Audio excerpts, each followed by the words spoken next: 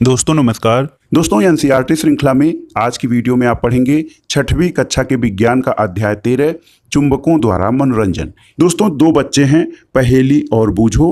पहेली और बूझो एक ऐसे स्थान पर गए जहां पर कूड़ा कबाड़ पदार्थ के बड़े बड़े ढेर थे। वहां पे एक ऐसी घटना घट रही थी जिसमें से कूड़े के ढेर की ओर एक क्रेन जा रही थी और क्रेन ने इस ढेर को एक गुटके को नीचे किया और फिर वह गुटका ऊपर उठने लगा। आप अंदाज लगाइए कि वहां क्या हुआ। दोस्तों बेकार पुराने लोहे के बहुत से टुकड़े गुटके के साथ चिपककर क्रेन के साथ जाने लगे। तो दोस्तों जो पहेली और बूझो बच्चे हैं उन्होंने अभी अभी चुंबकों के बारे में एक रोचक पुस्तक पढ़ी थी। इस कारण से वे तुरंत जान गए कि क्रेन से एक चुंबक जुड़ा हुआ था जो कबाड़ से लोहा चुन रहा था। तो आप में से बहुत लोगों ने चुंबक देखे होंगे और इनसे खेलकर आनंद भी उठाया होगा। क्या आपने चिपकू स्टिकर देखे हैं जो लोहे की सतहों जैसे अलमारी या रेफ्रिजरेटर के दरवाजों से चिपक जाते हैं। दोस्तों कुछ पिन धारक होल्डरों में जो पिन होती है होल्डर से चिपके दिखते हैं। कुछ पेंसिल बॉक्स में जो ताले होते हैं उनको जब हम बिना ताले के भी ढक्कन बंद करते हैं तो ये कसकर बंद हो जाते हैं। ऐसा उनमें चिपकू पिन धारकों और पेंसिल के बॉक्स में चुंबक लगे होने के कारण होता है। यहाँ पर देखिए ये पेंसिल का बॉक्स है, ये पिन का डिब्बी है और ये फ्रिज का जो फाटक है वो जब आप बंद करते हैं तो थोड़े से हल्के से धक्का देने पे वो आसानी से चिपक जाता है। दोस्तों सबसे रोचक बात आइए जानते हैं कि चुंबक की खोज कैसे की गई।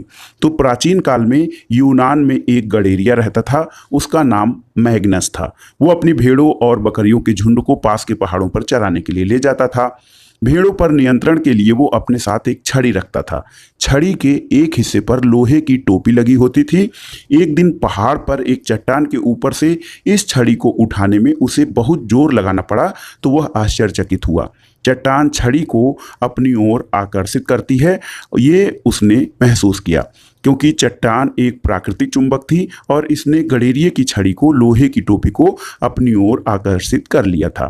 कहा जाता है कि इस प्रकार प्राकृतिक चुंबक की खोज हुई। तो पहाड़ी पर जो प्राकृतिक चुंबक की खोज इसी प्रकार से हुई थी कि जो छड़ी थी उसमें लोहे का एक टोपी लगा हुआ था और लोहे की टोपी जो है उस चुंबक से या प्राकृतिक चुंबक से चिपक गई। तो संभवतः जो इसी प्रक्रिया द्वारा प्राकृतिक चुंबक की खोज हुई और उस गडेरिये के नाम पर उस पत्थर को मैग्नेटाइट नाम दिया गया था। तो मैग्नेटाइट में लोहा होता है। दोस्तों लोहे के एक अयस्क यानी ऐसा अयस्क जिससे कि लोहा का निष्कर्षण किया जाता है या लोहा प्राप्त किया जाता है वो मैग्नेटाइट अयस्क होता है। तो कुछ लोगों का ये भी विश्वास है कि मैग्नेटाइट मैग्नीसिया नामक स्थान पर सबसे पहले पाया गया था। जिन पदार्थों में लोहे को आकर्षित करने का गुण पाया जाता है वे चुंबक कहलाते हैं। दोस्तों लोग अब तक जान चुके थे कि कुछ चट्टानों में लोहे के टुकड़ों को आकर्षित करने का गुण होता है और इन लोगों ने यह भी पाया था कि चट्टानों के इन छोटे छोटे टुकड़ों में कुछ विशेष गुण होते हैं। प्राकृतिक रूप से मिलने वाले इन पदार्थों को उन्होंने चुंबक या मैग्नेट कहा और इसके बाद लोहे के टुकड़ों से चुंबक बनाने की विधि का विकास हुआ।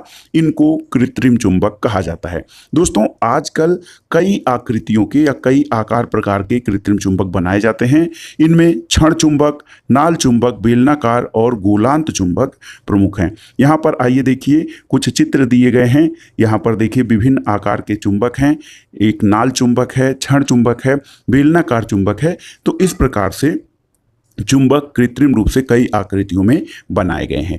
दोस्तों आप एक क्रियाकलाप देख सकते हैं। यहाँ पर एक कागज़ के प्याले में स्टैंड पे आप इसको रखिए और उसमें एक चुंबक लगा दीजिए। तो दोस्तों जब आप इस तरह से कसेंगे धागे के दूसरे सिरे से स्टैंड के आधार के साथ जब आप बांध देंगे तो धागे की लंबाई के हिसाब से क्लिप जो है प्याले के आधार के समीप ले जाइए और क्लिप बिना किसी सहारे के एक पतंग की भांति हवा में उड़ेगी और ऐसा चुंबक के आकर्षण या उसके अपनी तरफ कुछ वस्तुओं को खींचने के कारण होता है। आइए देखते हैं चुंबकीय और अचुंबकीय पदार्थ कौन से होते हैं। दोस्तों मैग्नेस की तरह आप भी भ्रमण करके जान सकते हैं कि कौन से पदार्थ चुंबकीय होते हैं और कौन से पदार्थ जो होते हैं वो चुंबकीय नहीं होते हैं। तो देखिए कुछ पदार्थ जो होते हैं चुंबक कुछ पदार्थों को अपनी ओर आकर्षित करता है और कुछ पदार्थों को आकर्षित नहीं करता है। तो ऐसे पदार्थ जो होते हैं चुंबक की ओर आकर्षित होते हैं वे चुंबकीय पदार्थ कहलाते हैं। इन पदार्थों में मुख्य रूप से लोहा, निकिल और कोबाल्ट, याद रख लीजिएगा, चुंबकीय पदार्थ लोहा, निकिल और कोबाल्ट जो होते हैं चुंबक इन्हें अपनी ओर आकर्षित करता है, इसलिए इनको चुंबकीय पदार्थ कहा जाता है। इसके अलावा जो पदार्थ चुंबक की ओर आकर्षित नहीं होते वो अचुंबकीय पदार्थ कहलाते हैं। लकड़ी और एल्यूमिनियम, चांदी, ये सब जो पदार्थ हैं ये अचुंबकीय पदार्थ होते हैं जिनको कि चुंबक अपनी ओर आकर्षित नहीं करता है। देखिए यहाँ पर एक प्रयोग दिया गया है, लोहे की गेंद, उसको चुंबक अपनी ओर आकर्षित करता है, प्लास्टिक की स्केल को नहीं करता है और चमड़े के जूते को भी नहीं करता है। अब देखिए दोस्तों, आपको क्रियाकलाप एक देखना है।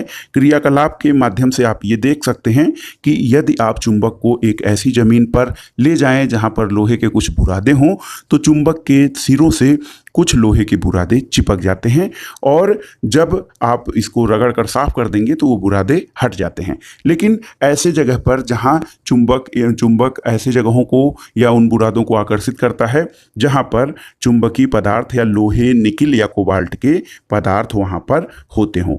अब आइए जानते हैं दोस्तों, चुंबक के ध्रुव यानी पोल ऑफ मैग्नेट किन्हें कहा जाता है। तो दोस्तों, चुंबक रगड़ने पर लोहे के कण चुंबक से चिपक जाते हैं, आपने देखा। एक क्रियाकलाप करिए, एक कागज की सीट पर लोहे के कुछ बुरादे फैला दीजिए और इस सीट के ऊपर एक क्षण चुंबक रखिए। आप क्या देखेंगे दोस्तों? आप ये देखेंगे कि लोहे का बुरादा चुंबक के सभी स्थानों पर एक समान रूप से नहीं चिपकता है। एक भाग ऐसा है, आप चित्र में देख सकते हैं, जो चुंबक के दोनों सिरे हैं, यहाँ पर जो है वो जो लोहे के बुरादे अधिक मात्रा में चिपके हैं। तो जब आप चुंबक से आकर्षित हुए लोहे के बुरादे के तरीका देखते हैं तो आपको पता चलेगा कि कुछ हिस्सा ऐसा है जहां पर लोहे के बुरादे अधिक मात्रा में चिपकते हैं और कहीं पर कम मात्रा में। तो दोस्तों, लोहे के जो अधिकतर लोहे का बुरादा होता है वो छड़ चुंबक के दोनों सिरों के पास ज़्यादा चिपकते हैं। चुंबक के इन सिरों को ध्रुव कहा जाता है। तो दोस्तों, आप इस प्रकार से चुंबक के ध्रुवों की गणना कर सकते हैं कि ध्रुव कौन से होते हैं। तो कोई भी चुंबक हो, उसका आकार छोटा हो या बड़ा हो, उसके दो ध्रुव होते हैं। एक को उत्तरी ध्रुव कहा जाता है और एक को दक्षिणी ध्रुव कहा जाता है। तो आप ये कैसे अनुमान लगाएंगे कि उत्तरी ध्रुव कौन सा है और दक्षिणी ध्रुव कौन सा है? तो इसके लिए आपको एक प्रयोग करने की आवश्यकता पड़ेगी। प्राचीन काल में लोग चुंबकों के बारे में जानते थे और चुंबकों के कुछ गुण भी उनको ज्ञात थे। चुंबकों के उपयोग के बारे में आपने अनेक रोचक कहानियां भी सुनी होंगी।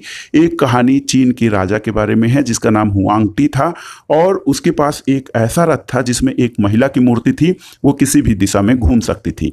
इस पर फैली हुई एक भुजा थी जैसे कि ये रास्ता दिखा रही हो। मूर्ति में एक अनोखा गुण था, मूर्ति ऐसी स्थिति में आकर रुकती कि इसकी तैरती हुई भुजा सदैव दक्षिण की ओर संकेत करती थी।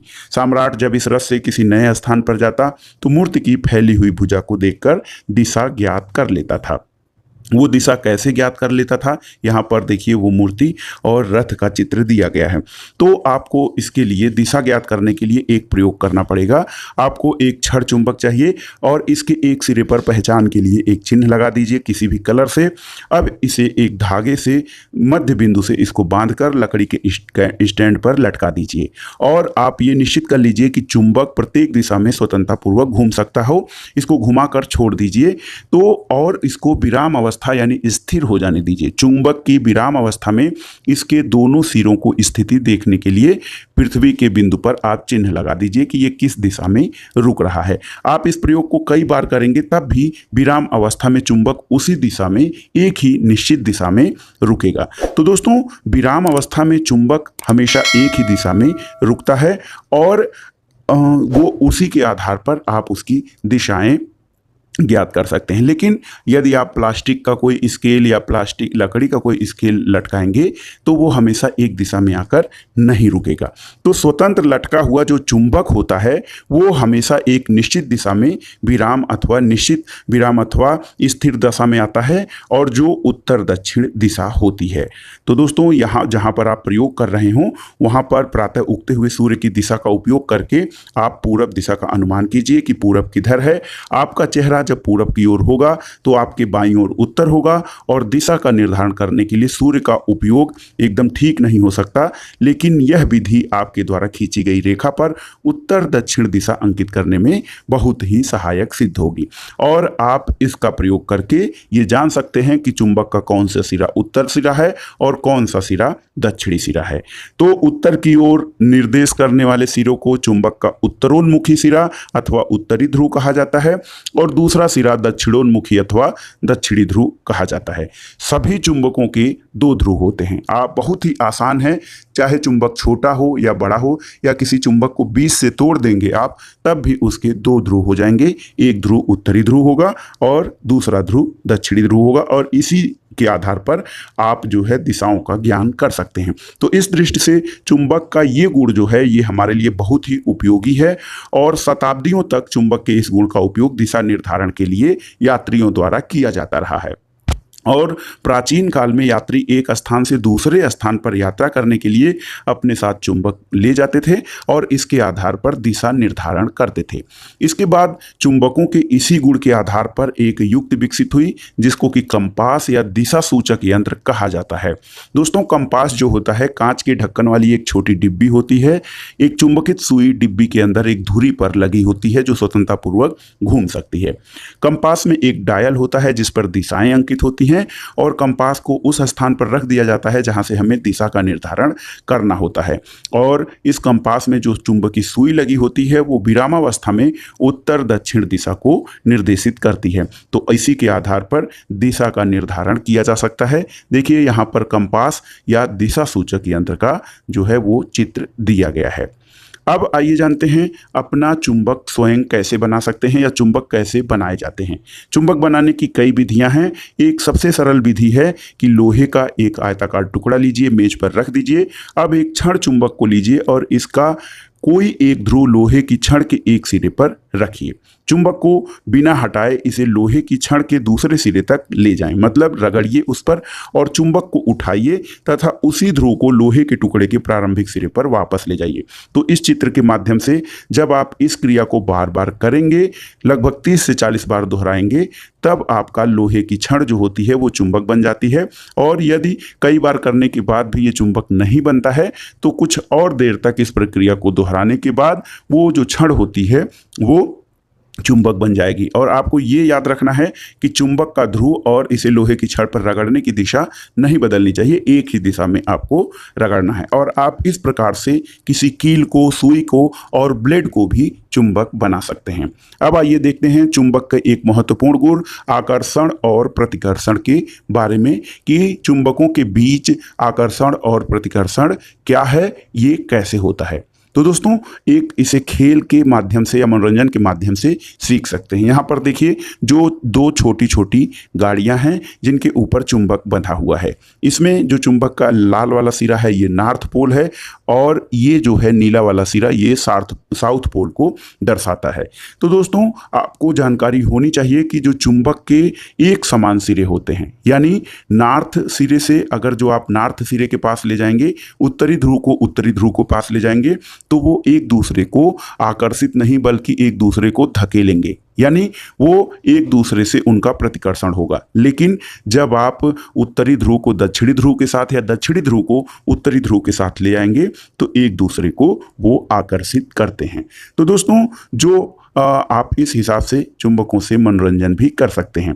चुंबकों का यह गुण एक चुंबक को लटकाकर और एक दूसरे को चुंबक के उत्तरी और दक्षिणी ध्रुव को एक एक करके इसके समीप लाकर भी आप इसको देख सकते हैं। चुंबकों के बारे में दोस्तों कुछ चेतावनी या सावधानी बरतने की भी जरूरत होती है। यदि चुंबक को गर्म किया जाए, उसे हथौड़े से पीटा जाए या ऊंचाई से गिराया जाए तो अपने वह चुंबक के गुण को खो देता है।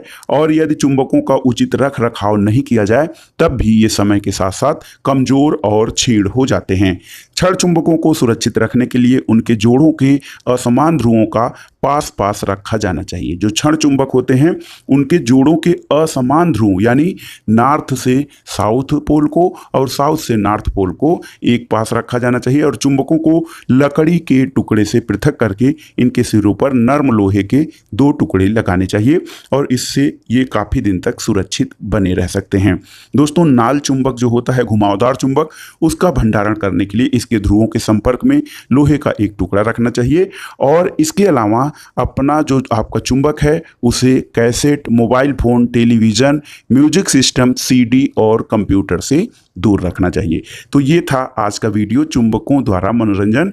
इस अध्याय का सारांश इस प्रकार से है दोस्तों, आपने जो अध्याय पढ़ा है कि मैग्नेटाइट एक प्राकृतिक चुंबक है। दोस्तों, हमने बताया कि मैग्नेटाइट आयरन या लोहे का एक अयस्क होता है और ये प्राकृतिक चुंबक होता है।